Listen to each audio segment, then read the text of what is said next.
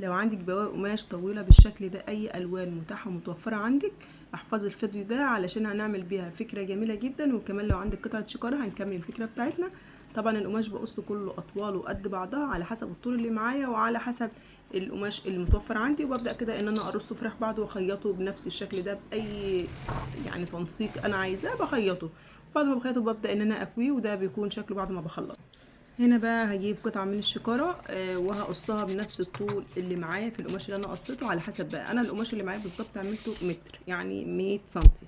وبدات ان انا الزقه كده على الشكارة. طبعا انا رشيت السبراي اللي هو اللي بيلزق، وبعد كده بدات ان انا الزقه كده على الشكاره. ولو ما عندكيش سبراي عادي ممكن تثبتيه بدبابيس وتبداي ان انت تخيطي على المكنه عادي خالص.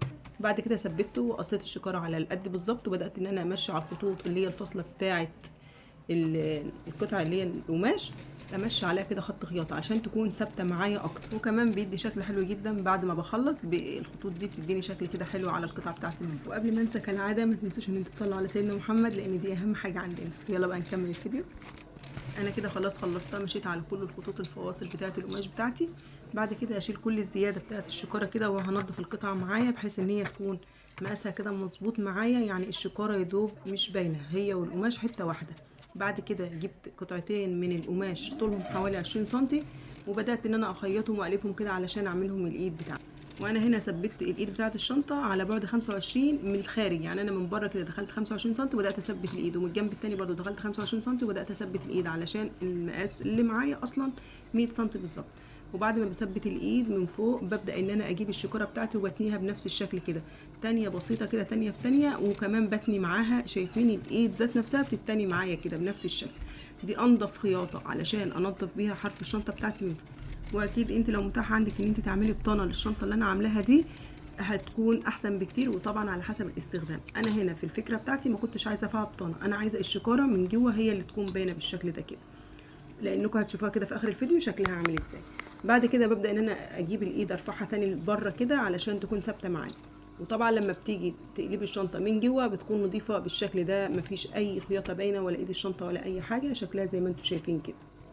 انتوا شايفين هنا الايد متثبته في النص بالظبط زي ما انتوا شايفين كده اهو. بعد كده جبت قطعه من الشكاره المقاس بتاعها 20 في 30، وثبت عليها قطعه من القماش، اي قماش متوفر عندك. كان هنا انا حاطه لها قماشه تقيله شويه، وبدات ان انا اخيطهم مع بعض علشان يكونوا قطعه واحده، وخيطتهم بنفس الطريقه كده. دي اسهل طريقه ان احنا نعمل بيها الفكره دي. وانا هنا طبعا لما جيت اخيط سبت 10 سم من الحرف، وبدات ان انا اخيط الزاويه بنفس الفكره دي علشان تطلع معاكم مظبوطه بنفس الطريقه، يعني عشان تخيطوها وتطلع مظبوطه. شوفوا انا خيطتها ازاي كده، وال10 سم اللي انا سايباهم في الاول سايباهم في اي اتجاه، سايباهم في الاتجاه اللي هو ال 20 سم. بعد كده بجيب اي شنطه من اللي هي بتاعه الهدايا بتاعه الملابس اللي احنا بنجيب فيها الهدوم زي ما انتم شايفين كده، وببدا ان انا اقطعها كده شرايط على حسب ما انا عايزه، يعني 4 سم او حاجه، وببدا ان انا اشطب بيها او انظف بيها الحروف بتاعه الخياطه من جوه علشان يكون كل حاجه معايا نظيفه. وبعد ما بخيطها كده يعني خياطه عاديه خالص متنيه، هنضف بقى اي قماش زياده بعد ما خلصت خياطه، وهيكون شكلها جميل جدا واستخداماتها كتير. تتوقعوا بقى انا استخدمتها في ايه، وانتوا كمان ممكن تستخدموها في ايه، اكتبوا لي تحت في التعليقات. ده بقى شكلها النهائي، وفي الحقيقه شكلها تحفه جدا والالوان طالعه تحفه. اشوفكم بقى في فكره جديده باذن الله.